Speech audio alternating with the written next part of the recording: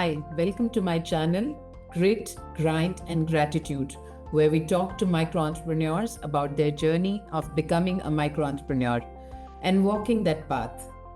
Grit, Grind and Gratitude shares stories of resilience, of purpose, and values led entrepreneurs who are shaping their futures boldly.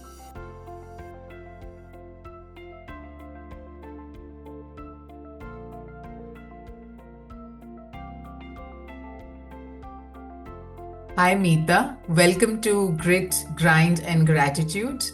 It's a pleasure to welcome you on show, and we know that you've done something, created something really powerful, which is called Moolah for Women. Go ahead and introduce yourself to the world and talk us through this whole concept of Moolah for Women.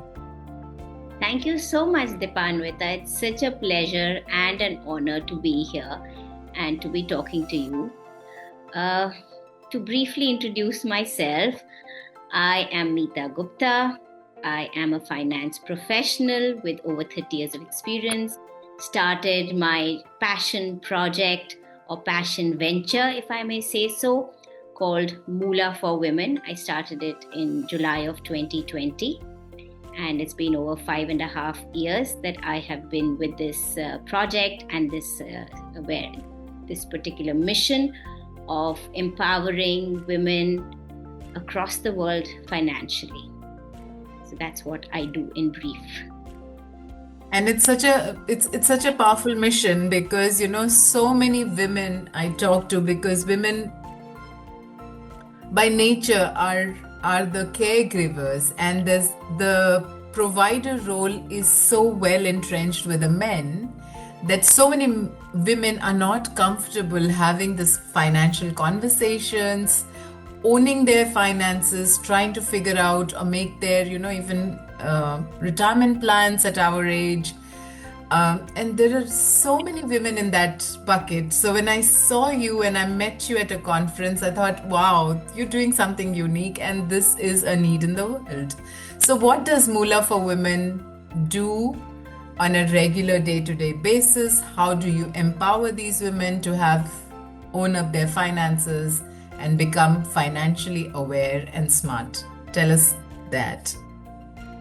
So absolutely, I think over the 5.5 years that I have been with Moolah, it started as a little seed where I wanted to literally create something where women could, making finance simple, fun, jargon-free, and accessible for women. So that was my dream when I started Moolah for Women. It literally started as a WhatsApp group, and like they say, when you plant a seed and you nurture it, it grows into something which you truly want it to grow to be, and the universe conspires in that way. And I am happy to say that over a period of 5.5 years that I have been here, Moolah has been through its own transition journey. And if I can give an analogy of what Moolah has transformed over the last 5 years, is my initial venture started with getting the horses to the water. So we would reach out to women, whether they are professionals or homemakers or different kind of women, whoever wanted to feel or be financially empowered, and even entrepreneurs, women entrepreneurs, so different kind of women. And depending on what they wanted, I used to teach them or coach them into becoming financially more literate and empowered. So I used to bring various horses to the water. But over time, what I realized was that the amount of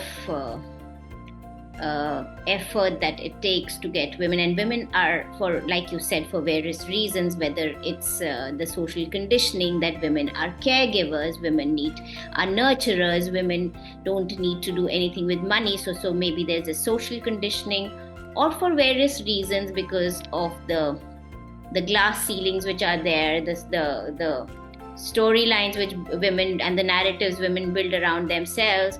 And for various reasons, it wasn't one of the most easy things to get these horses to the water. And it frustrated me because, I mean, here I was with a mission, and then you want every woman, you want to literally catch hold of every woman and say, listen here, this is very important for you. It's a life skill. You must know how to manage your finances. You must have financial literacy. But people, while it's a very good thing to, when I used to ask this question, everybody says, yes, I want to be financially independent and I want financial freedom. But are you ready to work for it? Are you ready to own up that you need it and you have to work towards it? I got different answers, and obviously people were at different stages of their life. So my transition over the last 5 years was, can I create an ecosystem? Can I create that water? So instead of getting the horses to the water, get the water ready so that whichever horse wants to drink at any point in time can know where to go and what to expect and be able to drink that water. So I am now on this journey of creating that water body or that ecosystem or that movement where women, in terms of whatever their financial empowerment needs are, whether it's working women who are facing gender pay gap or entrepreneurial women who are not able to get funding, or a woman in a company who is not able to break the glass ceiling, or a woman sitting at home who's not able to get access to her wealth, or a woman who feels that she is not what's the word I can say for it? It's not capable, she's not empowered enough, or she feels that I'm not worthy enough. There is a lot of women who also believe that they're not worthy enough to handle money. So all and every woman who thinks that they need to go to the water has a place where they can go. So that's the mission which we have evolved over time with, so that we create that ecosystem. And like as a part of that, I'm creating something really powerful this year, which is like a Davos-styled global Moola Money Summit, where we're going to be reimagining wealth from a woman's perspective. So that's what is happening. Yeah, it's beautiful. Tell us, I know you're coming across as a very humble person. You're keeping it very very grounded. But I know you are a mentor on the Goldman Sachs initiative. You've got big plans on, especially the Davos style Moola for Women conference that you're trying to create. Tell us one by one all of these initiatives that you as Moola are unfolding, or how these are ways of empowering that you've thought of. Yeah. So it's been, like I said, it's been an interesting journey. Things come to you and you yourself empower yourself while you go in the journey. So it's been a little bit of an empowerment of my own self as I empower other women around me. And I don't even think the word is empowerment. Empowerment is a word which has been misused a lot. So, I think we are already empowered. I think we just need to open that onion and unravel the truth inside us. So I think that's what it is for most of us. And like you said, I am fortunate to be a mentor for the Goldman Sachs 10,000 Women program along with IIM Ahmedabad. So here we are mentoring. So there's a cohort of women, and each mentor is given a few women to mentor, mentees to mentor. And so I am now mentoring the second cohort of Goldman Sachs program women, of 10,000 women entrepreneurs. And somebody asked me, so what is who are these women? And literally there is no age group. So I'm mentoring women from 30 years to 60 years, depending on, and obviously different women are at different stages of their financial and entrepreneurial journey. So it's taking them to their next phase of their growth plan, their own business growth plan. And as mentors, we help them design their business growth plan. So that's what I'm doing. And it's really fulfilling. And it's also very, very interesting to see that the challenges are similar, the aspirations are similar, and the fact that today women entrepreneurs are literally ready to take ownership and grow their business, and that's really powerful. I also saw that same, so I had the fortune of being a mentor for the NYU Abu Dhabi's Start AD program. So there's a Start AD program, which is an accelerator program, again started by NYU Abu Dhabi.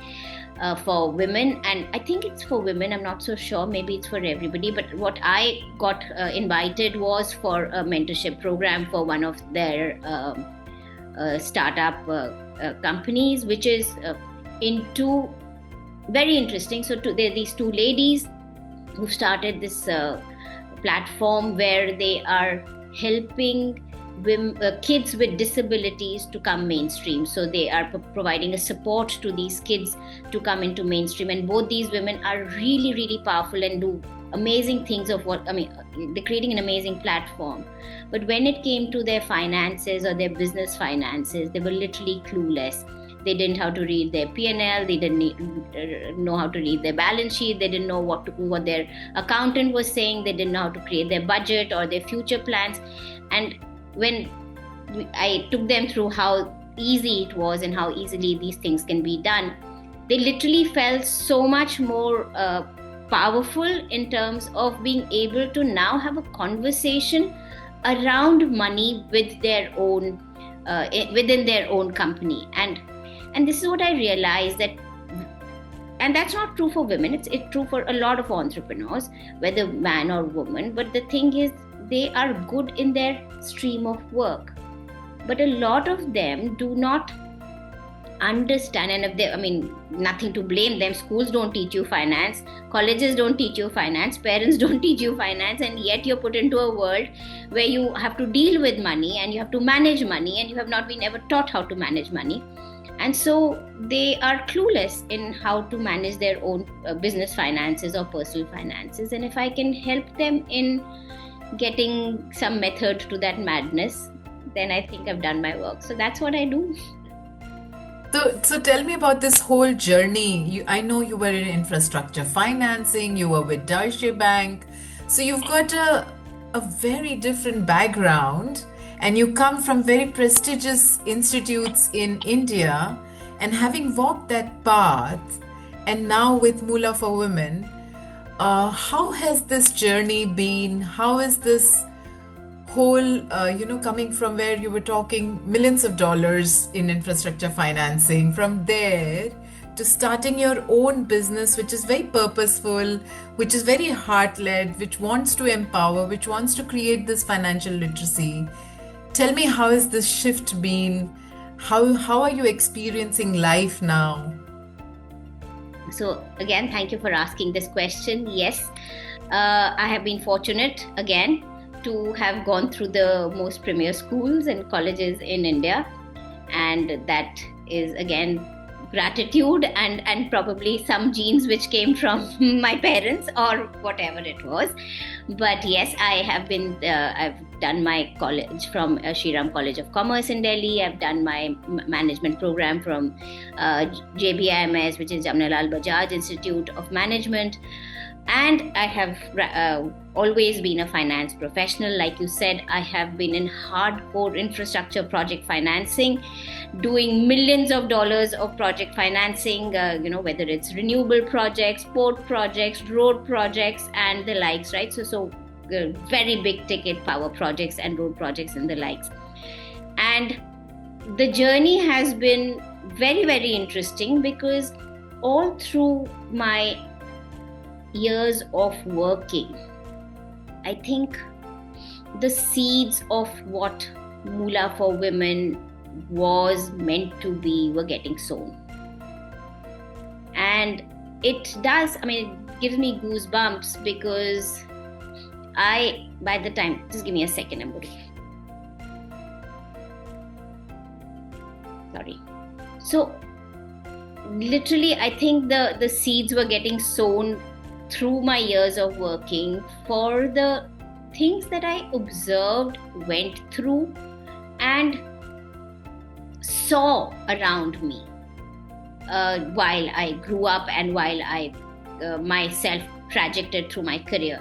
So whether it was something that patriarchy, because of the patriarchal mindsets that we have around the world, which still continues to be a very, very major influencing factor in the way women shape their lives and careers and everything around them, right? So their decisions. I was also a part of that world, and whether the fact that I could not pursue my dream jobs right at the beginning of my career because I was told by my parents to come back home, and that now that I'd finished college and soon I would get married, and because of that it's you should now come back home, and I left my creamiest of job offers, or the fact that I had to drop off my really cherished job because of motherhood, and or because I felt that there were days when the fact that I always felt that I was worth much more than what was given out to me because of circumstances, and had the circumstances been different, I could have got much more, or the lack of my own voice to be able to speak my truth or ask my worth, right? Those things, while I was in the choicest of jobs, in the creamiest of positions, but I didn't feel fulfilled because of the lack of my voice, or the fact that I saw the power games which are getting played in the world around me, whether women are not able to leave bad marriages because of lack of financial independence. You see that women are falling off the career graph because of caregiving, whether you see that, you're aspirational, you want to reach the top rung of your companies, but you see that the whole ecosystem is there to in some ways drop you off that path, and for various reasons, not to blame anybody, but I think the entire ecosystem is designed very male centrically, and what I realized was that the root of all these problems was money, and the root of all these various things which are happening to women was a lack of voice, confidence, self-worth, financial independence, financial freedom, and everything is intertwined.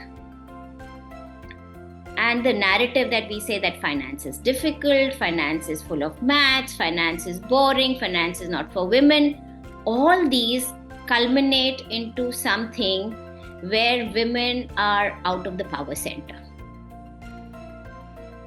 They are kept away from something which is powerful, and unfortunately, where there's power, that's where people listen to you. If you don't have the power, you are not heard.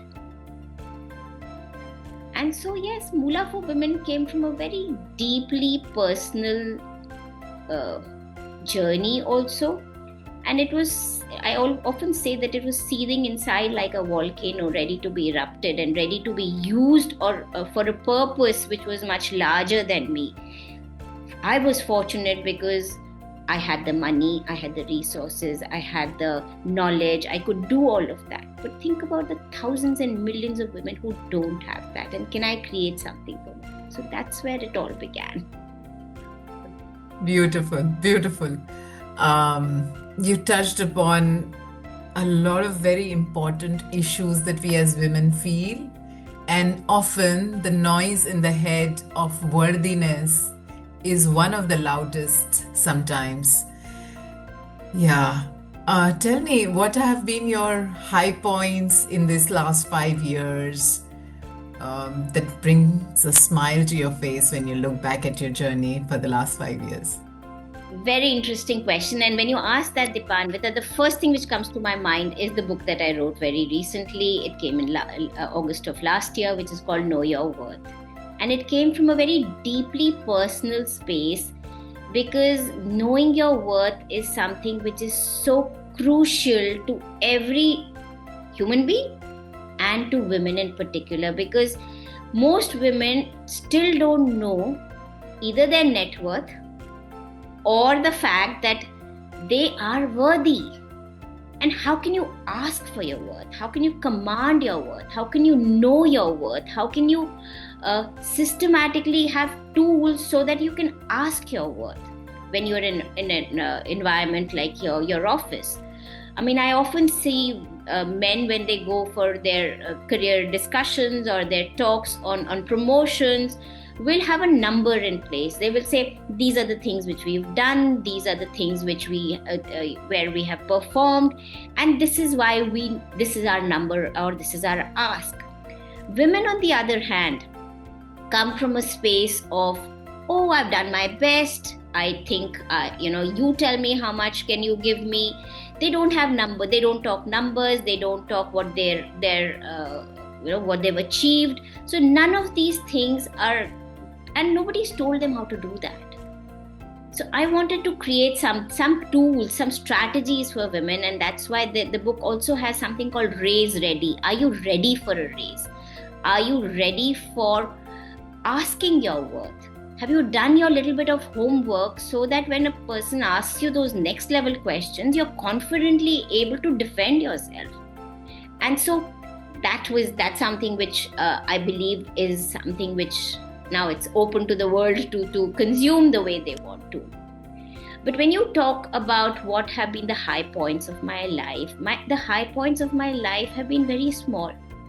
Not the high points of your life, but the high points of these last 5 years of running here. Yeah, fair. That's what I meant. So the high points of the 5 years and I'll give you some stories to tell you how these high points are the little differences that you make in the world, or what you believe in if you're able to translate it to one more person.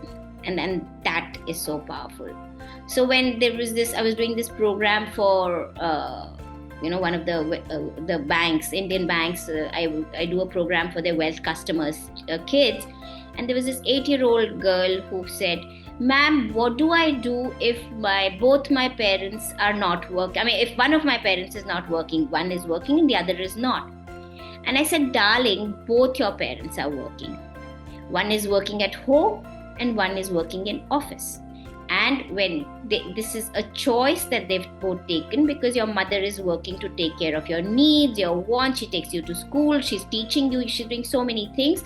And those are the things which she is doing as a part of her responsibilities, whereas your dad is going and earning the money. So both your parents are working. It's not that only one of them is working." And if I was able to change that narrative in that little girl's head, by just having that little conversation with her to say that your mom is equally powerful, she's doing work, she's contributing. And just because she's not, the societal construct is that when you're sitting at home and doing these things, you're not adding to the GDP of the country, or you're not adding to the personal income in a real way, in the sense of, rather in the way of money. Right? I mean, you're adding it in a real way, but it's not getting added in the terms of financially money coming on the table, that you feel that, oh, my mom is not working. So I think, or when a woman comes to me and says that, "Meeta, I was able to have a conversation about how will I be protected at home in terms of my financial security being created." Or when a dinner table conversations happen in my house, now I am not left out and my voice is heard. And or like I said, when in that entrepreneurial journey, these women who I talk to say that we've got more clarity in terms of how we should go ahead with our business, or how should we create wealth for ourselves. I think these are the moments which feel so much more heartwarming in terms of what I have achieved rather than the big things. I mean, you can say, yes, I've created so many programs, I've impacted so many lives, I've done so many corporate programs, but that's fine. At the end of it, it's that one little thank you, one little how much difference you made to my life, one little a person who can sleep better because she now has somebody as her back. And she believes that Meeta will be there for her if she needs help. Makes the difference. Yeah. Sometimes we make success to be a big thing, whereas success comes in, obviously people have different definitions of success. But to me, I echo what you're saying, that when you make a difference to that one little person and one jellyfish back into the sea, it's that what brings a smile to your face and keeps you going on that journey, because the entrepreneurial journey is a lonely one. Absolutely. So now tell me, what have been your challenges? Because I'm sure as much as there are high points, there are challenges as a micro entrepreneur that you faced as well. So tell us about the challenges now. Challenges, I think every day is a challenge that you need to overcome. From getting up in the morning to why am I even here? What am I doing? Where am I reaching? Is it really important enough? I mean, you question yourselves, being lonely in this journey. I mean, like you said, an entrepreneurship journey is a lonely journey. You literally have to carve your own path. You have to set your own goals. You have to move in a direction where you believe in, whether the world believes it or not, but because you are passionate, you have a mission, you want to create impact.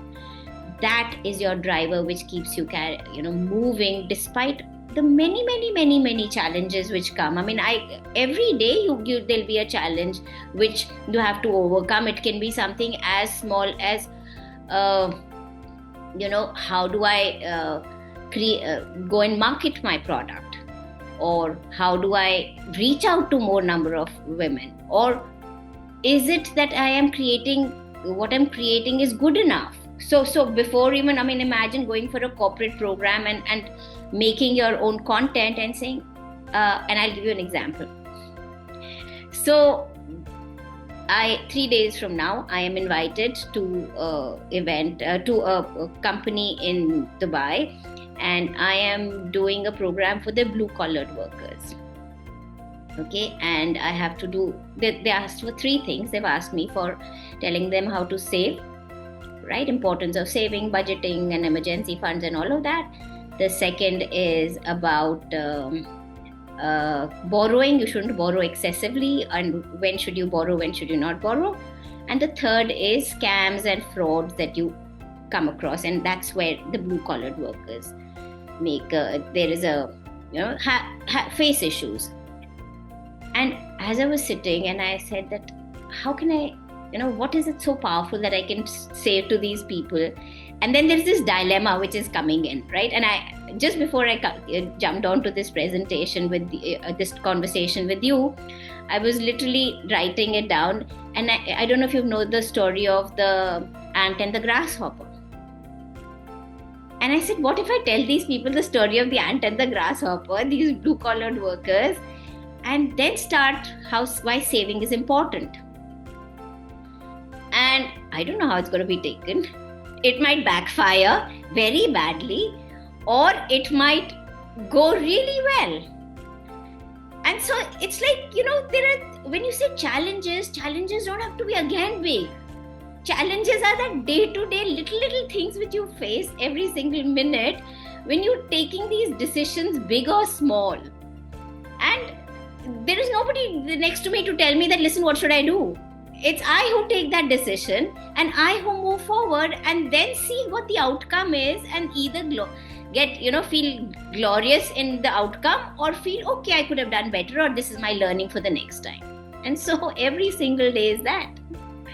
Yeah, I so relate to that. Tomorrow I have to address a bunch of young, bright children on micro entrepreneurship and podcasting as career options. And I'm thinking, What do they want to hear? And Actually, do they really want to hear this?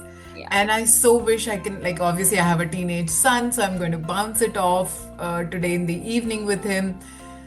But this dilemma is real Yes. because there is a whole bag of knowledge that you have, insights, wisdom, which particular which particular arrow to pull out from that bunch of arrows that you have so that it strikes a chord with your participants.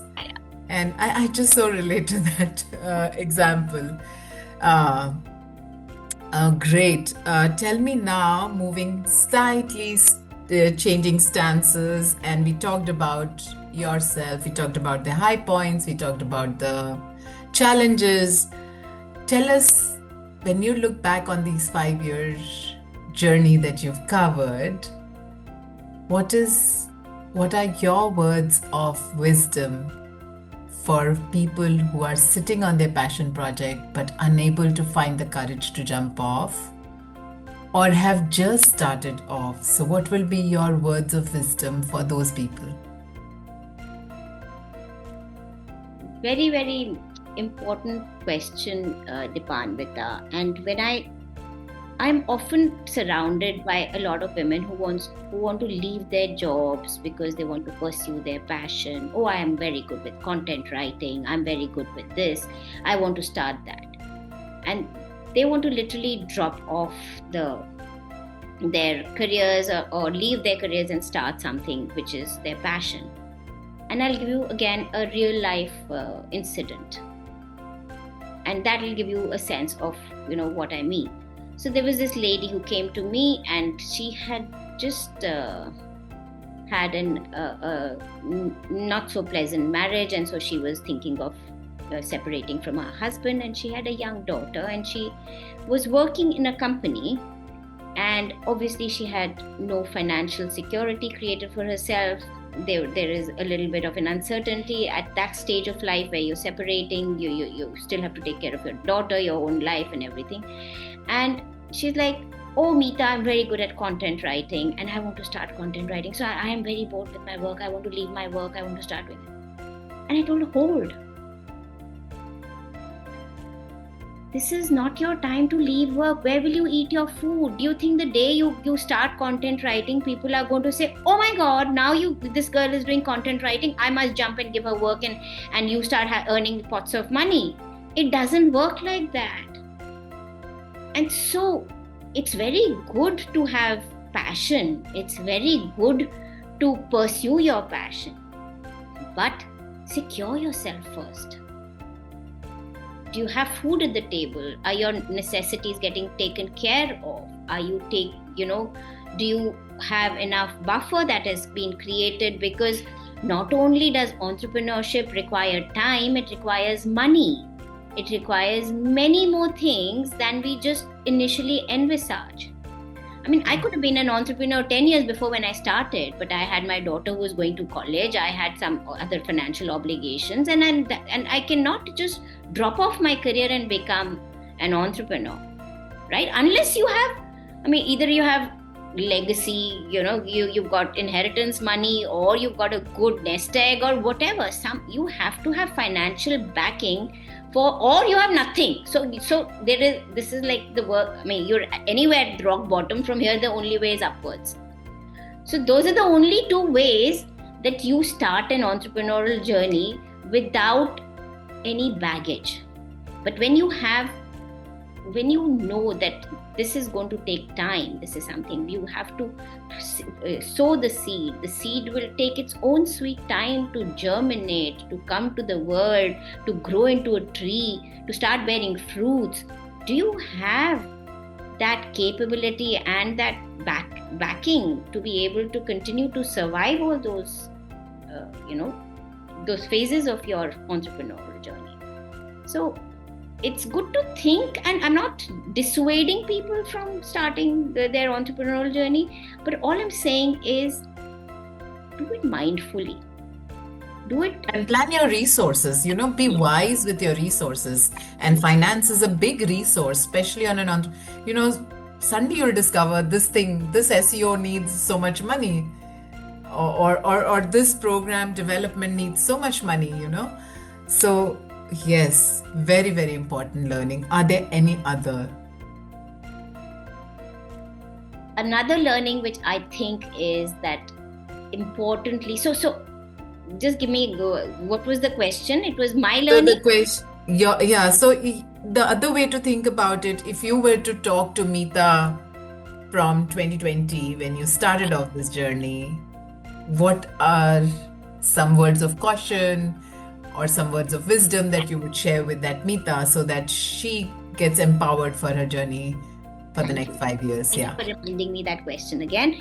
So, and I just spoke with somebody yesterday. So she was taking an interview of mine, and she literally asked me that question: that what would you do differently, or what has been your learning? And I said that to her, and I truly believe in it, that for me, I wanted to experience entrepreneurship as a journey, not as a destination. And so I was willing to learn, I was willing to make mistakes, I was willing to listen to people, but carve my own path, and then either get validated through what I decided, or course correct because somebody else had told me that earlier, but I didn't listen to him or her and still chose to do what I wanted to do. And I am grateful for all of those things which I did. Would I want to do it any differently? No. Because each of those have been my badges, literally my badges, which will now take me to that next journey which I'm now. I mean, imagine if I don't know what coming back to that same analogy, if I don't know what horses want, how do I create that ecosystem for the horses? How do I see that what that water body should look like? And today when I'm doing this summit, when I'm creating something as powerful as a global money summit where we are reimagining wealth from a woman's perspective, I need to have women's perspectives. And the 5 years of my journey have given me those women's perspectives. From each side, from each angle, whether it's my own journey, whether seeing other people, whether talking to women, whether, or just being in the vicinity of women. And now I feel ready when I take such a large project in my hand, because I am aware of what I need to create. Absolutely. Absolutely. Beautiful. So I just want to recap the learnings once again for our listeners. One was resourcefulness, especially planning your finances, looking at your finances from an eye of detail. The second is go and be willing to learn, be agile to course correct. Wow, good, solid learnings, which can only come from a person who's walked that journey. Thank you so much, Meeta. Thank you so much for your time and energy today. We really see that there's a lot of grit, a lot of grind, and in your own words, gratitude for what the universe has brought on your table. Thank you so much, Dipanvita, for this honor, for this opportunity to talk to you and to your viewers. And onwards and upwards we go as women. Yeah, thank you. Thank you. If you like this interview, please don't forget to subscribe by pressing the bell icon and follow us on our social media handles as we talk to more and more micro entrepreneurs who are living their dreams boldly.